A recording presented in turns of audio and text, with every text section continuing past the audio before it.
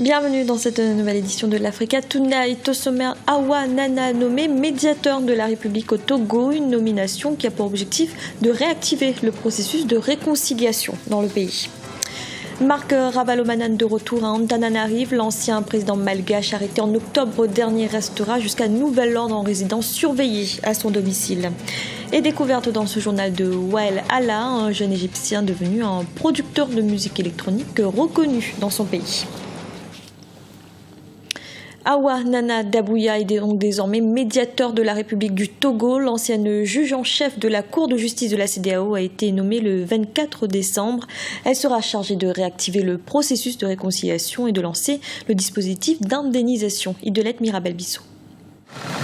La nomination de Awa Nana comme médiateur de la République pourra-t-elle apaiser la tension politique au Togo? Après les travaux de la Commission Vérité, Justice et Réconciliation, la mise en place de cette institution devra permettre de rassembler les différents acteurs politiques afin d'amorcer de nouvelles discussions.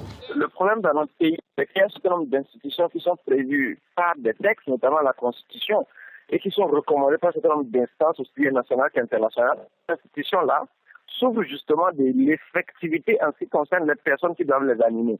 Et le médiateur de la République était une de ces institutions-là dont nous avons besoin pour que justement, au regard des crises que notre pays traverse à différents niveaux, on puisse avoir une personnalité suffisamment consensuelle, une personnalité qui a de la hauteur, afin d'aider les parties prenantes lorsque l'institution semble être trop radicale. Awa Nana aura la charge de mettre en œuvre les recommandations de la Commission Vérité, Justice et Réconciliation. Pour certains observateurs, la présidentielle de mars 2015 devrait passer par les réformes constitutionnelles et institutionnelles inscrites dans l'accord politique global de 2006, ce qui pourrait mettre un terme à la crise de confiance au sein de la classe politique. La crise de confiance actuellement au sein de la classe politique, donc entre les partis politiques, du pouvoir d'un côté et de l'opposition de l'autre. La crise de confiance entre la population, c'est-à-dire les citoyens, et la classe politique elle-même, elle est tellement exacerbée. Donc, il appartient dans le contexte actuel de mon pays à Mme Dabouya et à ses collègues de prendre toute la mesure des frustrations que les Togolais ont. Aujourd'hui, les Togolais ne font plus confiance à leurs institutions. L'échec des différents dialogues politiques trouvera-t-il son épilogue avec la nomination de l'ancienne présidente de la Cour de justice de la CEDEAO? Le bon déroulement du scrutin électoral de 2015 en dépend. À Madagascar, l'ancien président Marc Ravalomanane a pu retrouver son domicile. Il a été transféré ce mercredi à Antananarive, la capitale, où il restera en résidence surveillée jusqu'à nouvel ordre. L'ex-chef d'État a été retenu à Diego Suarez depuis son arrestation en octobre dernier à son retour d'exil. Marina Vanni. Une fête de Noël en famille pour Marc Ravalomanane. L'ancien président malgache était en résidence surveillée à Diego Suarez dans le nord du pays depuis son retour en octobre 2014. Il a été discrètement transféré à son domicile ce mercredi 24 décembre vers la capitale Antananarive. Cette décision fait suite à la réunion des 5 présidents malgaches le 19 décembre en vue d'une réconciliation nationale inter-malgache. 5 détenus politiques incarcérés, condamnés sous la transition, font partie du premier contingent des bénéficiaires de la grâce présidentielle et qui ont été libérés le 24 décembre. L'ancien président Ravalomanane, justement, lui, a bénéficié d'un transfert de sa résidence surveillée de l'amirauté d'Antirane vers son domicile à Antananarive. Le processus de la réconciliation nationale est en marche et Radona Mapian montre sa ferme volonté en fait d'y arriver, tel qu'il l'a toujours promis. En joignant les actes à la parole donnée, il tient également à faire un geste politique d'apaisement fort. Ce transfert ne change pas les conditions de détention selon les autorités de Madagascar. Elles ont tout de même accepté que Marc Ravalomanane retourne dans son village natal, à Imerinqazina, près de la capitale, pour assister aux cérémonies de Noël. Si la grâce présidentielle, qui est un droit régalien en fait du chef de l'État, permet de prendre de telles décisions, les questions juridiques demeurent et ne doivent pas être ignorées. Donc c'est un vrai casse-tête et un jeu de jonglage qui est en cours pour ne pas empiéter ou même donner l'impression de passer outre la justice, tout en prenant en fait des décisions qui sont forcément politiques dans le cadre de cette réconciliation nationale. Le président actuel Radona Rimampian avait promis de se pencher sur la situation de Marc Ravalomanane. Pour l'heure, son statut juridique n'est pas précisé. Il avait été condamné par contumace aux travaux forcés à perpétuité pour la mort de 36 manifestants en février 2009. Au Mali, Mohamed Aguintala, député du parti au pouvoir et fils d'un notable Touareg, a été désigné chef coutumier de la région de Kidal. Réputé modéré, il avait refusé d'adhérer au mouvement national de libération de l'Azawad, qui a lancé en janvier 2012 une offensive contre l'armée dans le nord du pays. Écoutez à ce propos Ibrahim Koulibaly, directeur de publication de la Nouvelle Tribune. Après le décès de son père, Mohamed Aguintala vient d'être intronisé local des avocats. Aujourd'hui, il a été préféré à son frère Al-Gabas, député à l'Assemblée nationale, alors que avant le décès du père, c'est Al-Gabas qui gérait, c'était à peu près comme l'administrateur des caisses des biens, celui qui gérait les affaires courantes du père. Mais après son décès, les populations, les autochtones, les notables ont préféré Mohamed qui est beaucoup plus modéré, beaucoup plus calme, et Al-Gabas qui, pour certains, est très impliqué dans beaucoup de sales affaires, contrairement à Mohamed. Donc aujourd'hui, le roi est mort, vive le roi, pourrait-on dire ainsi.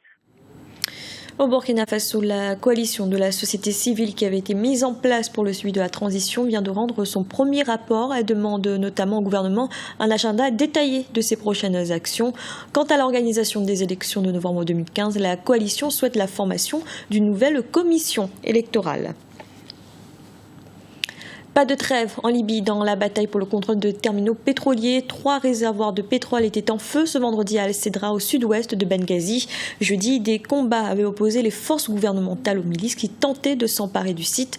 Un affrontement qui a fait 22 victimes parmi les soldats. Aminata Diak. Bataille pour le contrôle des terminaux pétroliers dans l'est de la Libye. Ce vendredi 26 décembre 2014, le terminal pétrolier d'Al-Cedra a pris feu suite aux combats opposant les forces gouvernementales aux milices qui tentaient de s'emparer du site. Le croissant pétrolier, qui comprend les terminaux d'Al-Cedra, de Ras Lanouf et de Brega, les plus importants de Libye, est le théâtre depuis plusieurs jours d'affrontements. Un premier réservoir avait déjà été incendié jeudi après avoir été touché par une roquette tirée par des miliciens. Les milices de Misrata, quand ils sont subis à une défaite très importante à l'ouest de la Libye, donc ils sont allés directement aux installations pétrolières dans la région où il y a le plus important terminal pétrolier et du port pétrolier qu'on s'appelle la croissance pétrolière libyen, où il y a 60% de pétrole libyen qui est exporté de cette région. Pour certains observateurs, le contrôle des sites pétroliers constitue un véritable enjeu dans la crise libyenne. C'est très important pour les milices de Misrata de contrôler ces moyens pétroliers très importants pour être très fort sur la table de négociation, parce que la communauté internationale maintenant exerce une forte pression sur tous les protagonistes pour trouver une solution pacifique. La crise dans le secteur aurait déjà coûté plusieurs milliards de dollars au pays. Après un excédent budgétaire en 2012, la Libye a connu un déficit d'environ 5,1% du PIB en 2013 et de 4% en 2014 selon la Banque mondiale. Selon des experts, la production de brut en Libye a baissé à près de 350 000 barils par jour alors qu'elle atteignait 800 000 avant le début des combats le 13 décembre 2014. Direction à présent l'Égypte pour découvrir un jeune producteur de musique électronique. À seulement 27 ans, Wael Allah a réussi à se faire un nom dans son pays et en particulier dans le milieu de la publicité où ses compositions sont très demandées. Gavanido.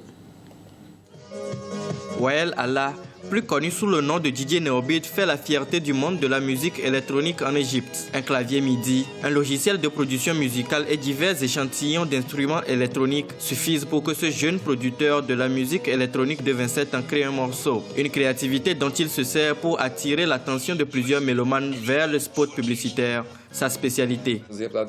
Un de mes amis m'a présenté un producteur qui travaille dans une agence de publicité. Il a aimé ma musique, nous avons donc travaillé ensemble sur la première et ça a été un succès. Dans une certaine mesure, j'aime la publicité et notre culture pop. Cela dépend du type de publicité. Mais il y en a qui apportent une nouvelle touche à notre culture. Un soutien de taille au succès du jeune artiste.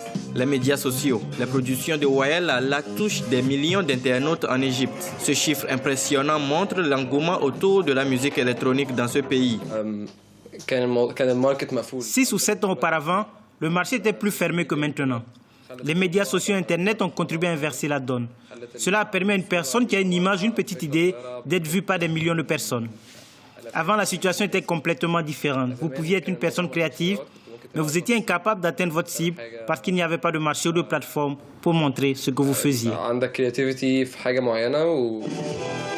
Le mixage de la musique classique avec une touche électronique connaît actuellement une ascension fulgurante chez les jeunes Égyptiens avec les genres musicaux comme le tech house, la deep house ou encore la techno shabi. Après avoir sorti 2 albums, DJ Neobeard a participé à plusieurs festivals électroniques internationaux à Berlin et Munich. Aujourd'hui, il anime des soirées dans la capitale égyptienne. C'était le journal de la rédaction. Merci de l'avoir suivi. Retrouvez dans un instant une nouvelle édition de l'information.